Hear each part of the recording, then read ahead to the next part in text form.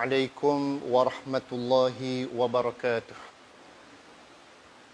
الحمد لله بنعمته تتم الصالحات، والصلاة والسلام على رسول الله وعلى آله وصحبه ومن والاه. أعوذ بالله من الشيطان الرجيم. قل إنما أنا بشر مثلكم يوحى إلي أنما إلهكم إله واحد فاستقيموا إليه واستغفروه وويل للمشركين. Yang bermaksud, katakanlah wahai Muhammad sallallahu alaihi wasallam, sesungguhnya aku hanyalah seorang manusia biasa seperti kamu. Diwahyukan kepadaku oleh Allah akan perintah-perintahnya daripada Tuhan yang satu, yakni Allah Subhanahu wa taala. Maka hendaklah kamu beristiqamah, yakni tetap teguh pada jalan yang betul, serta pohonlah kepadanya dengan berdoa kepada Allah, memohon keampunan akan dosa-dosa yang kamu lakukan, dan juga mengelakkan daripada kecelakaan di atas dosa-dosa syirik, yakni menyekutukan Allah dengan sesuatu yang lain. Surah Fussilat ayat yang ke-6. Yang berusaha pihak pengurusan masjid, pengurusi dan jawatan kuasanya, Al-Fadhil Imam dan Bilal yang bertugas, para pemimpin masyarakat, para asatizah, para pendidik dan seluruh ahli jemaah muslimin, muslimat, hadirin dan hadirat yang saya kasihi dan saya hormati sekalian. Pertamanya, marilah sama-sama kita memanjatkan rasa puji dan syukur kehadrat Allah Subhanahu wa taala. Dengan petunjuk serta rahmat daripadanya, Allah memuliakan kita semua dengan nikmat iman dan Islam. Dengan kasih sayangnya kita dipanjangkan usia dan dapat meneruskan kehidupan dalam mengabdikan diri kepada Allah, yang menjadi suatu syarat untuk menyampaikan kita ke alam akhirat. Mana mungkin manusia boleh sampai ke alam akhirat tanpa mereka melalui alam dunia terlebih dahulu. Dunia sebagai suatu jambatan untuk menyampaikan para manusia ke hari dinamakan hari akhirat.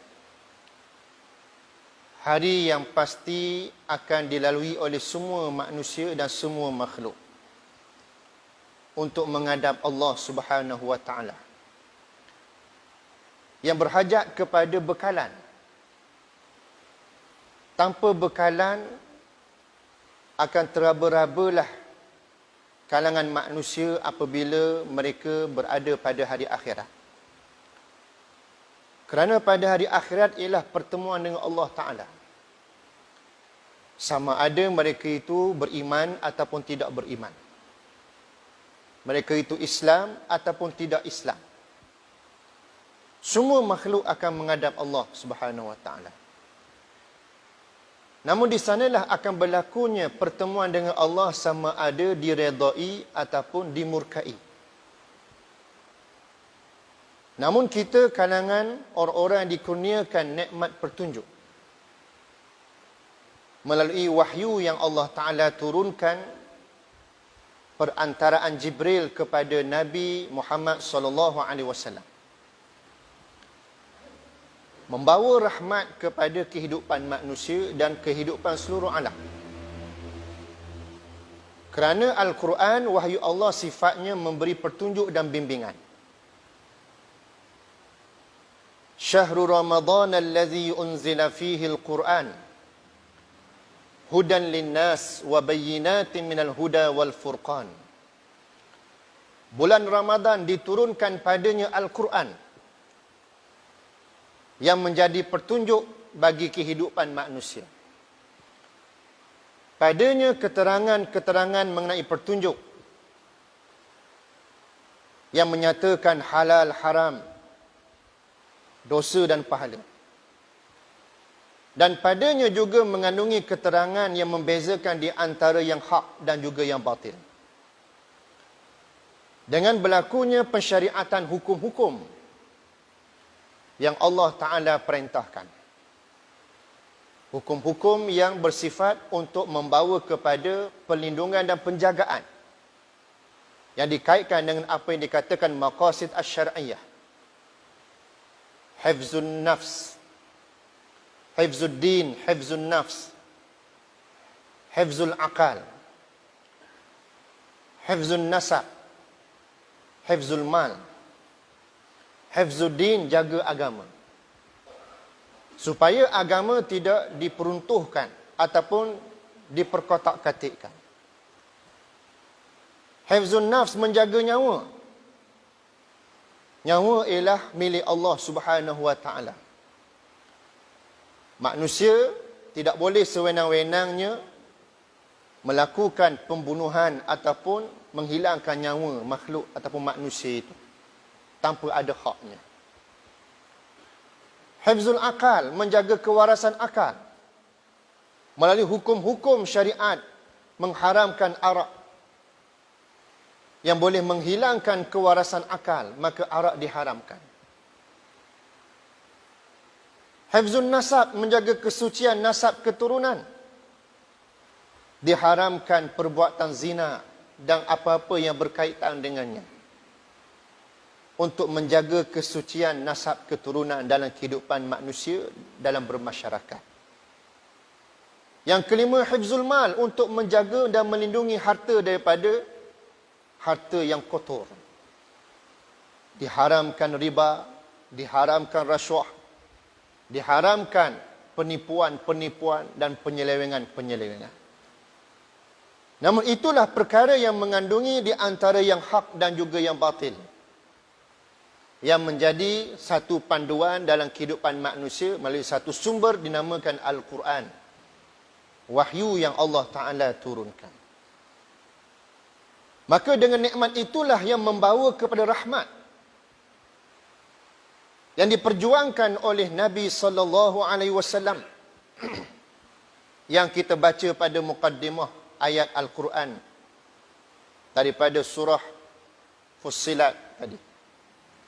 Allah Ta'ala nyatakan, katakanlah wahai Muhammad, sesungguhnya aku hanyalah seorang manusia seperti kamu yang diwahyukan kepadaku, iaitulah kalam Allah oleh Tuhanku, yakni Allah Subhanahu wa Ta'ala, untuk membimbing dan memandu manusia supaya kehidupan manusia itu mengecapi apa yang dikatakan rahmat dalam kehidupan mereka.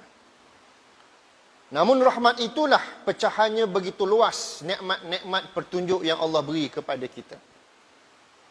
Dengan dapat nikmat hidayah, maka kalangan manusia mereka akan mendapat suatu nilai kehidupan yang ada ruh hubungannya dengan Allah Subhanahu wa Ta'ala.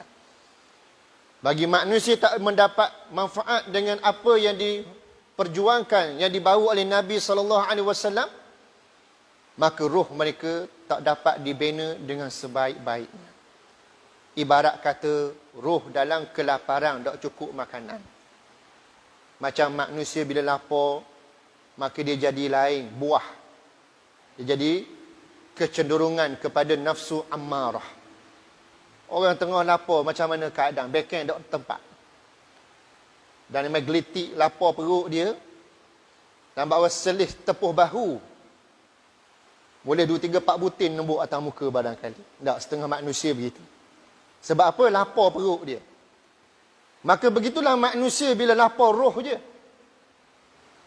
Bila roh dia lapar, dia akan jadi membuak-buak nafsunya untuk melakukan kepada perbuatan-perbuatan yang dimurkai oleh Allah Ta'ala. Kerana pada waktu itu nafsu menjadi raja.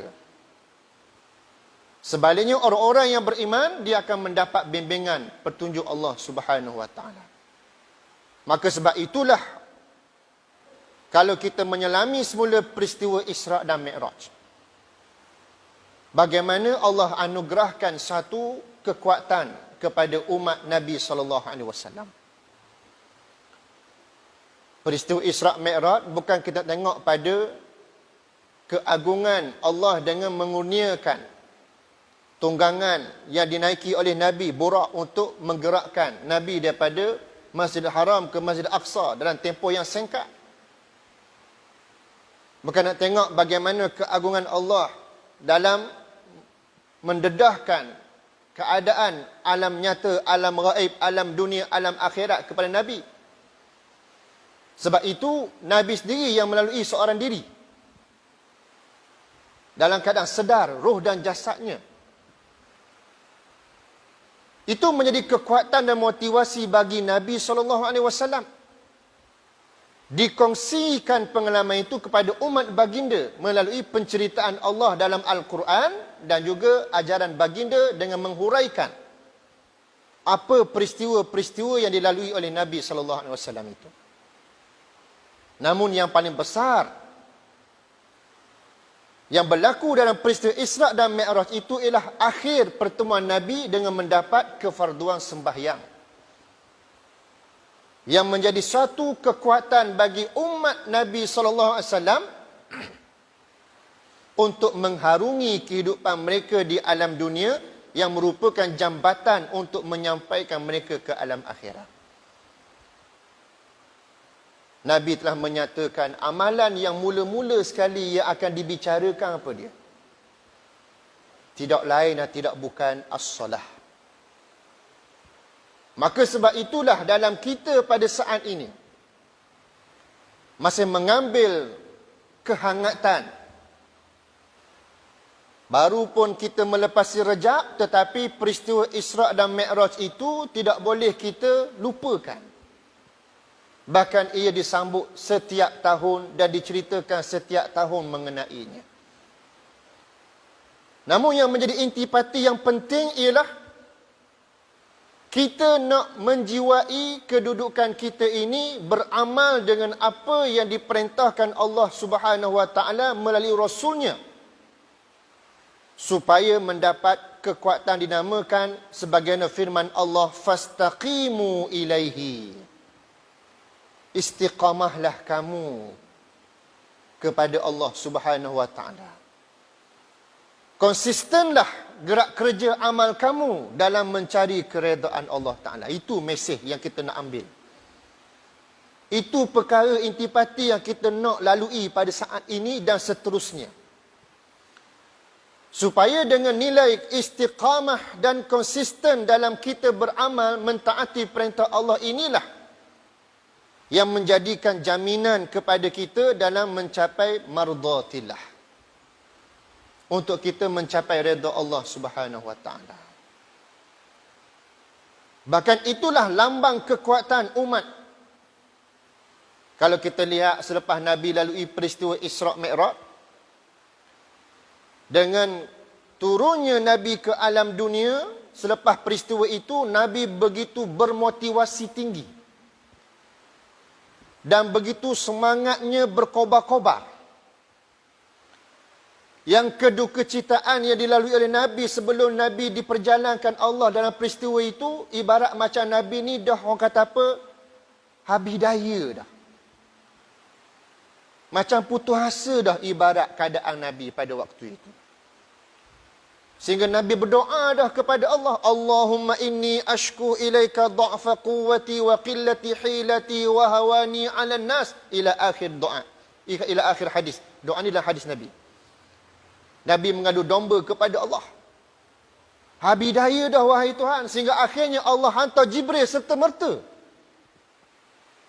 Yang menjadi kelaziman nabi-nabi yang terdahulu, bila dah orang kata apa, rapat siling dah usaha nabi-nabi buat, bila umat nabi-nabi masing-masing di zaman mereka itu dah orang kata apa, melampaui batas, maka Allah hantar Jibril dengan doa nabi-nabi itu, sehingga Jibril menghancurkan dan membinasakan umat Dan begitulah Nabi lalui di saat lepas Nabi berdoa, Jibril mari. Wahai Rasulullah, nak suruh saya buat apa? Mana peluang keemasan dah untuk Nabi pada waktu itu. Nak suruh saya ambil bukit ini, dihampapkan kepada seluruh mereka ini, supaya tidak tinggal saki-baki. Nabi kata, sabar, tidak, wahai Jibril. Biarkan mereka. Maknanya, duka cita, tekanan, kekangan yang dilalui Nabi itu maknanya Nabi rapat silin dah pada waktu seolah-olah.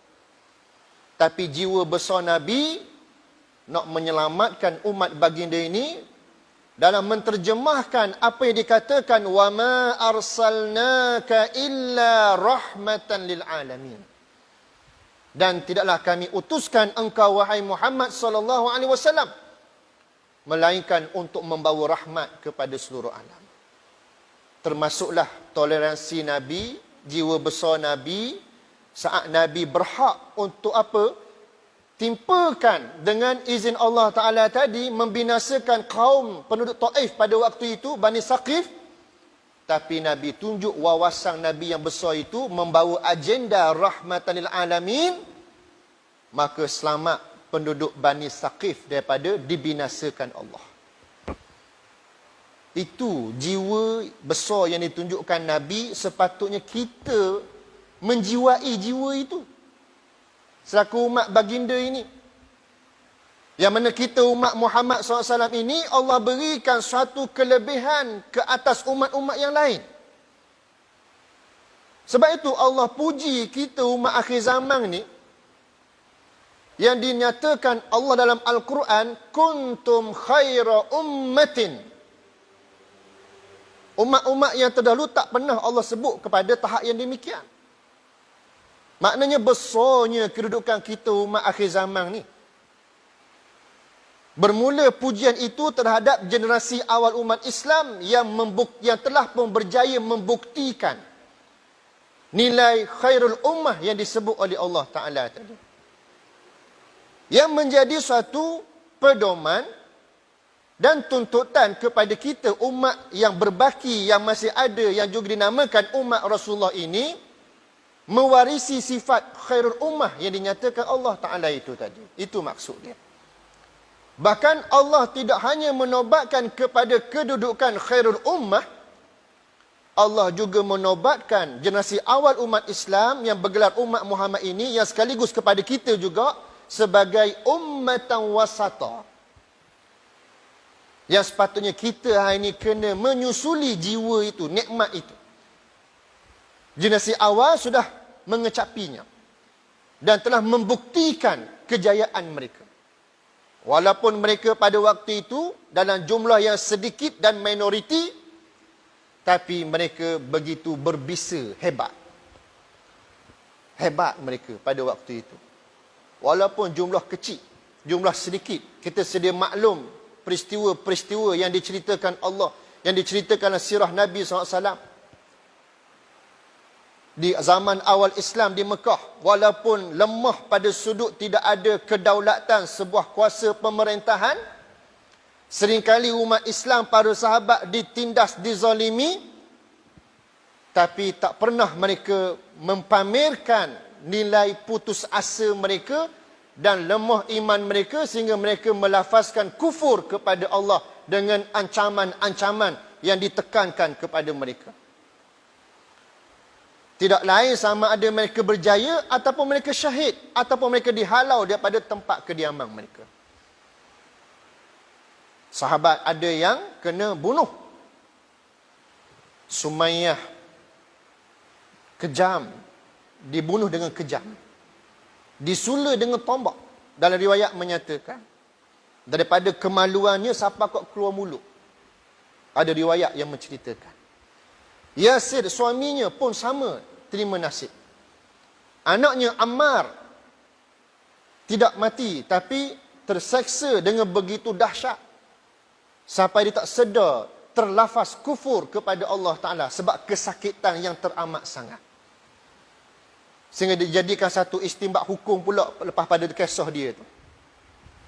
Dalam keadaan melafazkan kufur kepada Allah dengan keadaan tidak redha atas lafaznya itu, maka menjadi keharusan ke atas perbuatannya itu, sehingga Nabi pun beritahu dan satu riwayat, seandainya kamu ditimpa sekali lagi suasana dan keadaan yang sama, maka tak salah untuk kamu melafazkannya. Sampai tahap begitu Nabi mengiyakan. Tapi bukanlah melafazkan kufur dalam keadaan sedar dan redha, bukan. Melafazkan tadi dalam keadaan apa? Orang kata apa? Tak redha, tak boleh sebut, tapi sebab dah habis sangat-sangat daya dah. Itu di antara tekanan yang kuat. Kena setara mana pun tak cabut nyacang, orang Terengganu kata. Tahu nyacang tak? Orang bela lembu dia tahu nyacang tu apa dia. Tambak tali lembu tu pacok dalam tanah tu nyacang. Kalau nyacang cabut terlepas lembu tu. Mana begitu. Maka ibarat dia pada sahabat dulu, kena warna-warna pun tak cabut nyacang tu. Sebab apa? Akidahnya gini. Hebat. Faqad istamsaka bil urwatil wusqa lam fisama laha. Keadaan mereka itu apa dia? Akidah mereka berpaut pada simpulan tauhid yang kuat.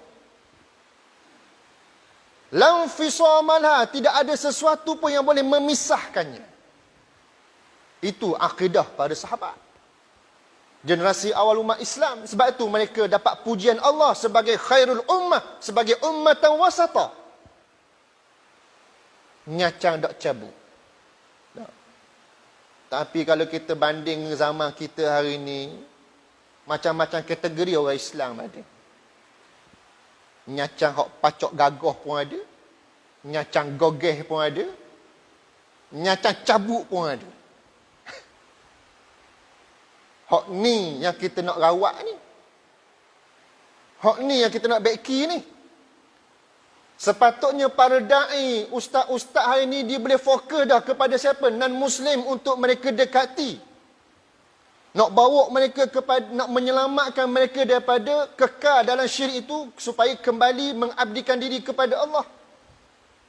Tapi sebab nyakit orang Islam akhir zaman ni ada nyacang gogeh, nyacang cabut ni lah, melambatkan ataupun mengganggu proses para da'i-da'i pada hari ini.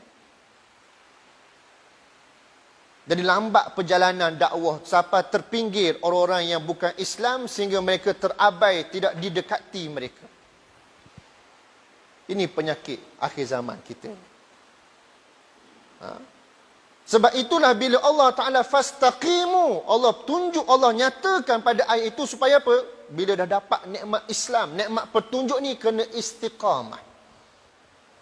Maka ubat yang paling kuat, yang paling membantu, yang paling berkesan nak capai istiqamah tadi, kaitan dengan kewajipan solat yang Allah beri, yang Allah wajibkan ketika peristiwa Isra' dan Mi'raj.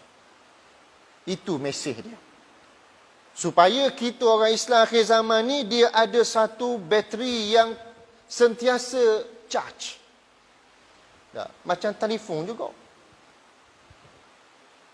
Telefon, main guna sokma, kering bateri tu, kena cah pula. Maknanya, kalau tak cah, nak berfungsi macam mana? Tambah pula telefon ni melalui proses dipanggil evolusi dia. Tak? Daripada 3310. Masih ingat tak? Legend 3310 ni? Nokia 3310. Cah satu malang 3-4 hari, 5 hari boleh pakai. Tahan bateri tu. Pasal apa tahan bateri? Sebab aplikasi telefon tu 3310 tak pakai banyak aplikasi. Telefon dengan SMS je. Tahanlah bateri tu. Nak banding smartphone zaman ni, Android ke iPhone ke apa ke, comel loteng, canggih, cute pula. Macam-macam rupa.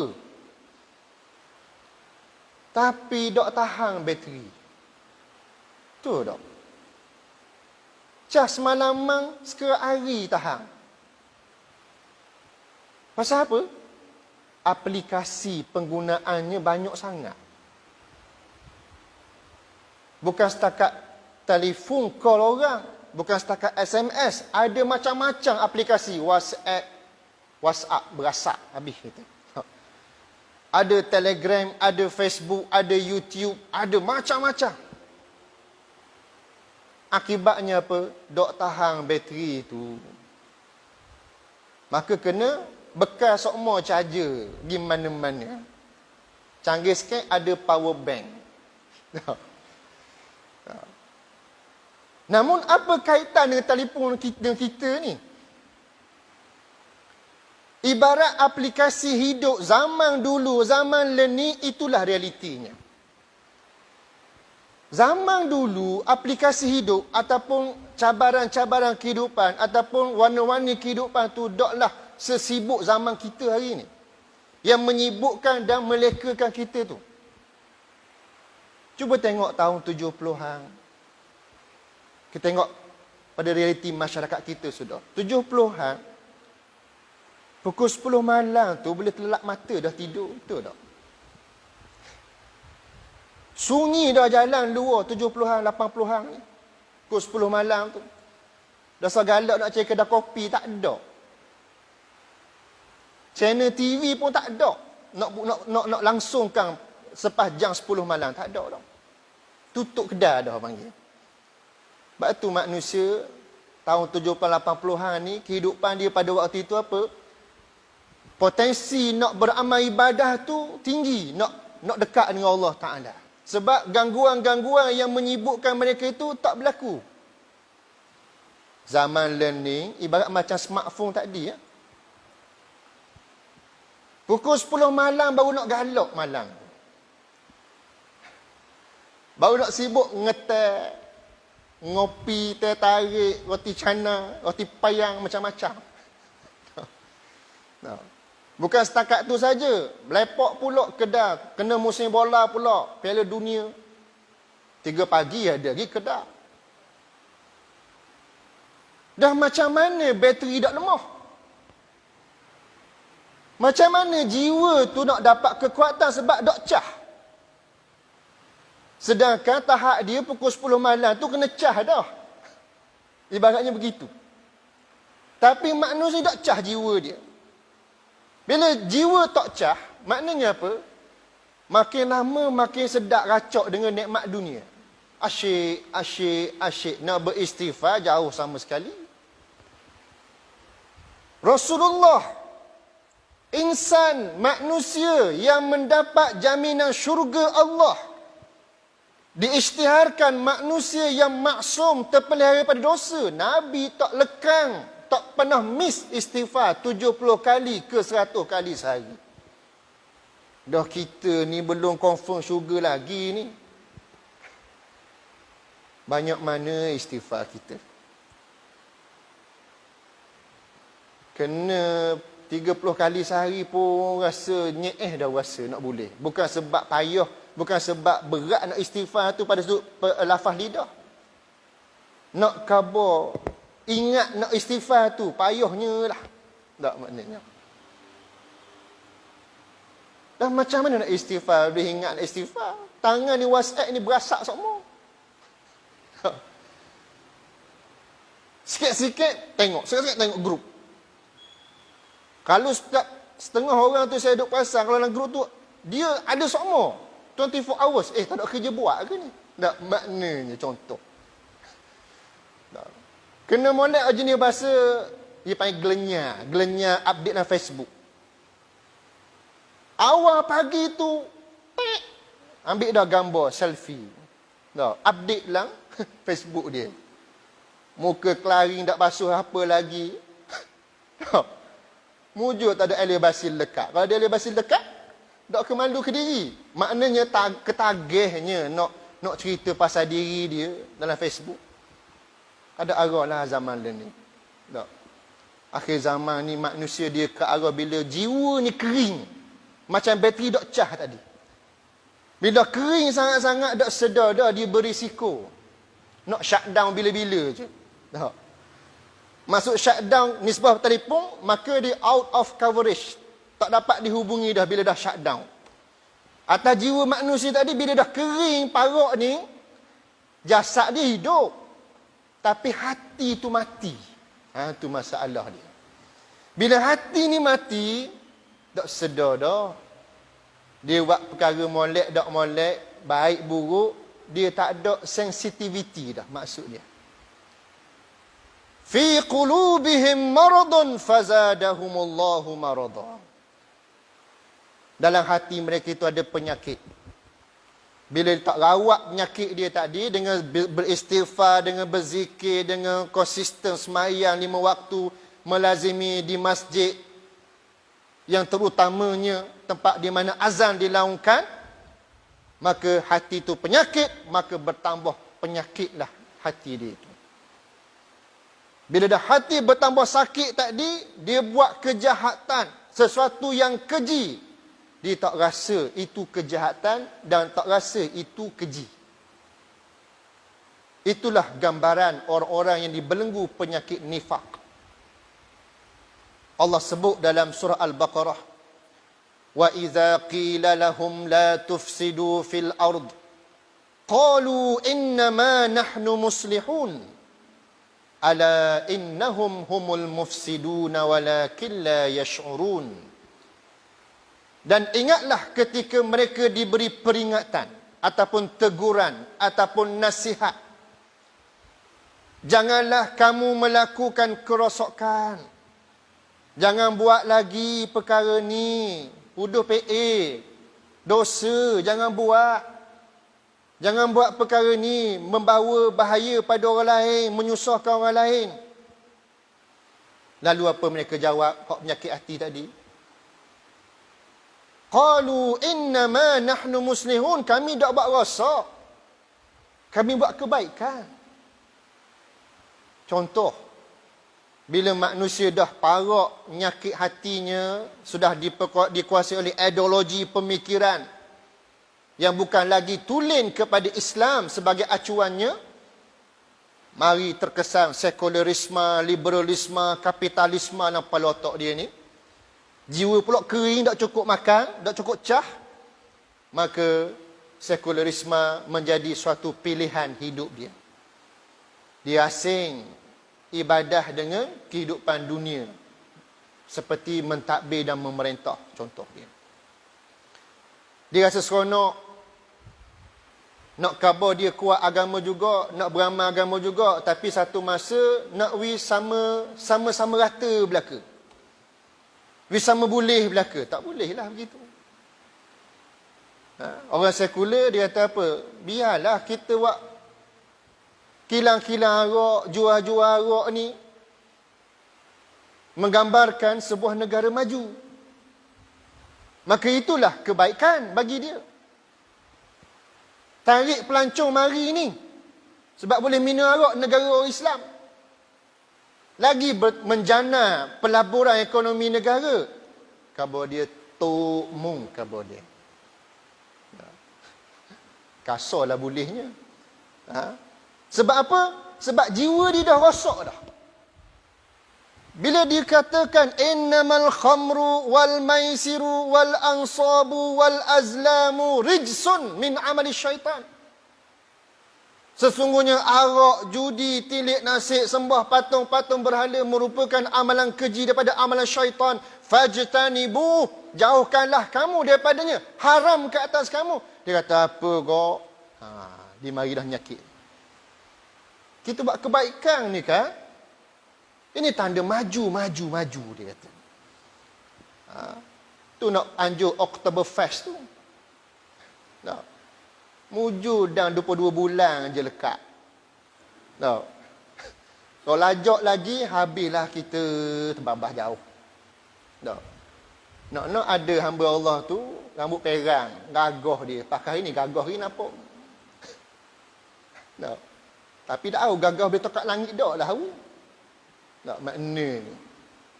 Bila diamarangkan, jangan kata apalah yang apa ulama ni jumuk ni. Tak terbuka. Tak. Itulah hakikat. Judi haram. Tak apa, ada permit. Tak ada masalah.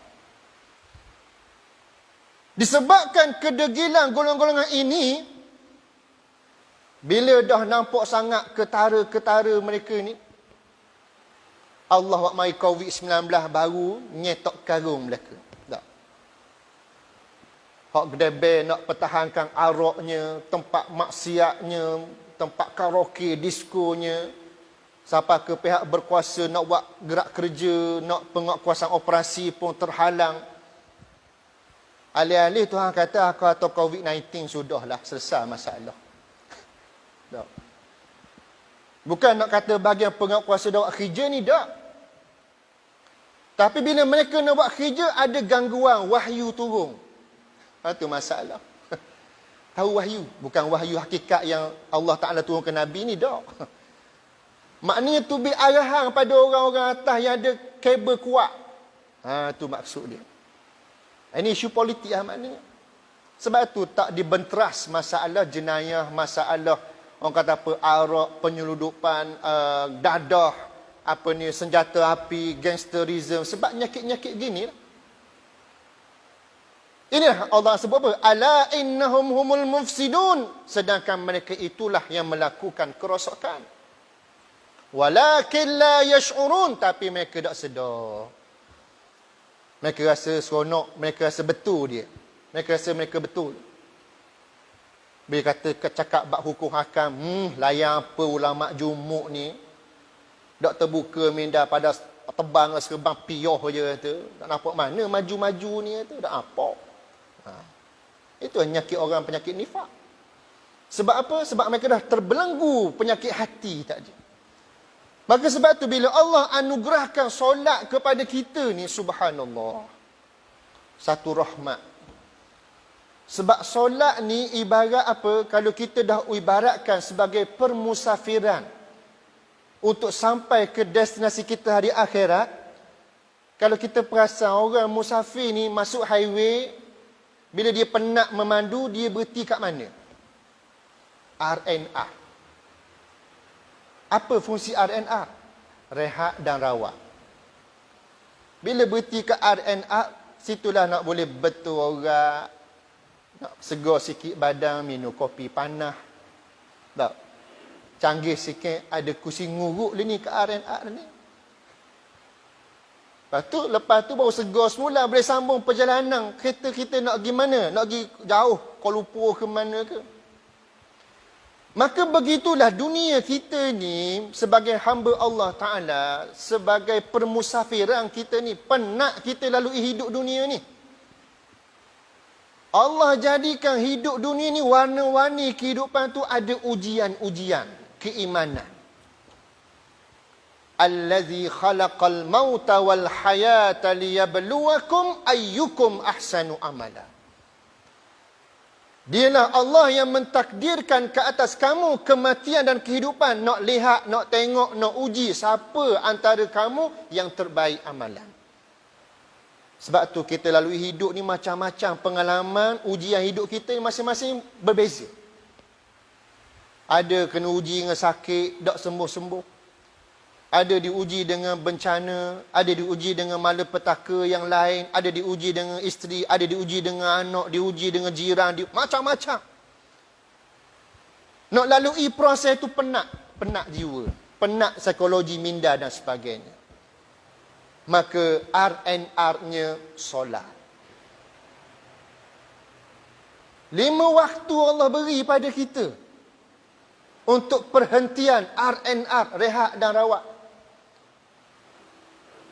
Kalau kita jaga 5 waktu ni, subhanallah, itulah yang akan membina roh kita. Berlaku proses charge dalam jiwa kita ni. Macam telefon tadi lah ibarat dia. Sebab tu bila Rasulullah nak suruh Bilal ni melakukan azan, Rasul tak kata kepada Bilal, ya Bilal azin. Wahai Bilal, azan kamu. Nabi tak kata begitu. Nabi kata, ya Bilal arihna bis solah. Wahai Bilal, rehatkan kami dengan sembahyang. Nak khabar apa? Dengan waktu kita solat tu sebenarnya waktu kita rehat. Rehat minda, rehat jiwa kita. Kita fokus, tawajuh kepada Allah Ta'ala. Itu konsep solat dan falsafah dia. Tapi bila kita tak faham, itulah dia falsafah dan konsep solat itu. Sebab tu tak ramai orang nak mari solat berjemaah, tak ramai nak solat ikut waktu dia. Tok bila azam derhung dak. Hayya 'alas solah, hayya 'alal falah. Marilah sembahyang, mari menuju kejayaan. Ada duk tu kedai kopi relax lagi. Dia buat pelembu kenyang. Tak. Sebab apa? Nyacang gogeh. Ha. Kena pula galik maidang pula. Dan haji. Pak Haji. Kalau Haji Mabrur tak apa. Haji Malboro masalah dia. Ha? Sebab itulah jiwa kering. Bila jiwa kering itulah dia kena rawat dengan solat. Maka sebab itu kalau kita bahaskan bab solat ini begitu meluas. Sebab itulah hari ini kita nak bagi sedikit tips supaya kita ada kekuatan dan istiqamah kita untuk mencapai kepada bateri yang cukup charge, fully charge. Orang Losong kata fully charge. Cah rapak G 100% gagah bateri itu. Tak. Ha. Antaranya ialah tipsnya, iaitulah kita sentiasa mesti jelas matlamat hidup kita. Yang pertama, jelas matlamat hidup. Apa matlamat hidup kita? Sebagai hamba Allah, sebagai khalifah Allah dan sebagai golongan yang menunaikan amanah Allah. Yang kedua, melazimi dengan taubat. Mesti kita sentiasa beristighfar, bertaubat kepada Allah, mengadu domba, memohon keampunan daripada Allah Ta'ala. Sebab dia proses penyucian jiwa kita. Yang ketiga, mestilah kita sentiasa berdoa kepada Allah. Sebab tu sifat solat itu sendiri maknanya doa. Ihdinas siratal mustaqim, tunjukkanlah kami jalan yang lurus. Itu yang ketiga. Yang keempat, kita mulakan dengan perubahan yang ringan. Maksudnya apa? Biar tak lewat belaka pun, tapi kita boleh buat contoh solat sunat 2 rakaat, tapi istiqamah. Konsisten. Daripada kita buat sekaligus lapang, sehari tu je, esok tak buat terus. Jengkreng. Tak jadi kakah orang Terengganu kata.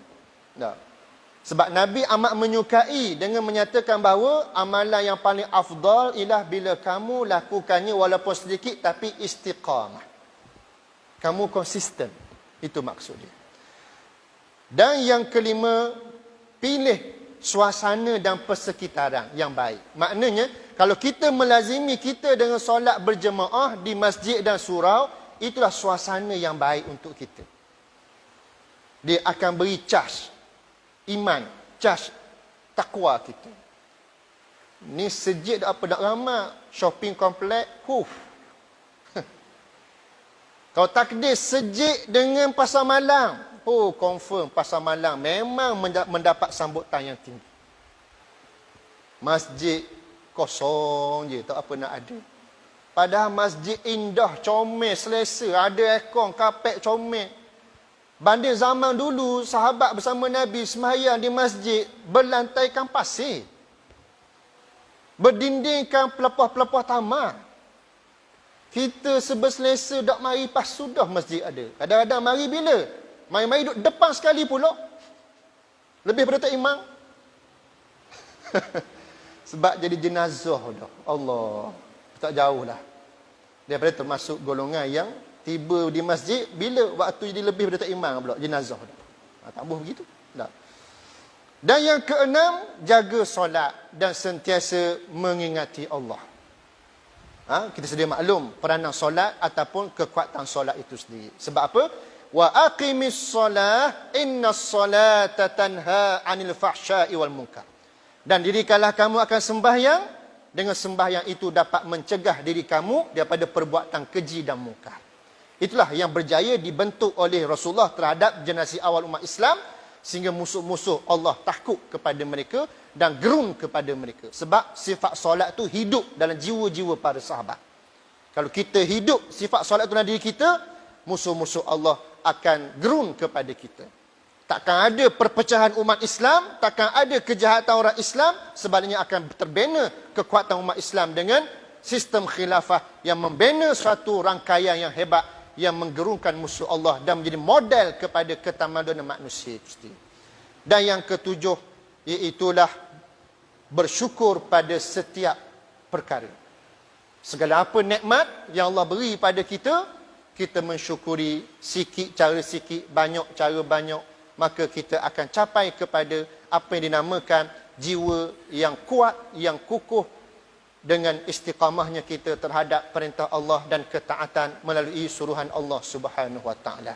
Maka itulah di antara apa yang kita bincangkan pada malam ini, termasuk 7 tips tadi untuk kita capai kepada kelangsungan dan kekuatan iman kita, agar kita sentiasa dalam keadaan mendapat redha Allah dan naungan rahmatnya, sehingga membawa kita kepada sejahtera dan bahagia di dunia, dan sejahtera serta bahagia dan selamat di hari akhirat insya-Allah. Maka kita sekadarnya daripada saya, mohon maaf tak dapat nak panjangkan lagi, memandang kita pun terikat dengan SOP.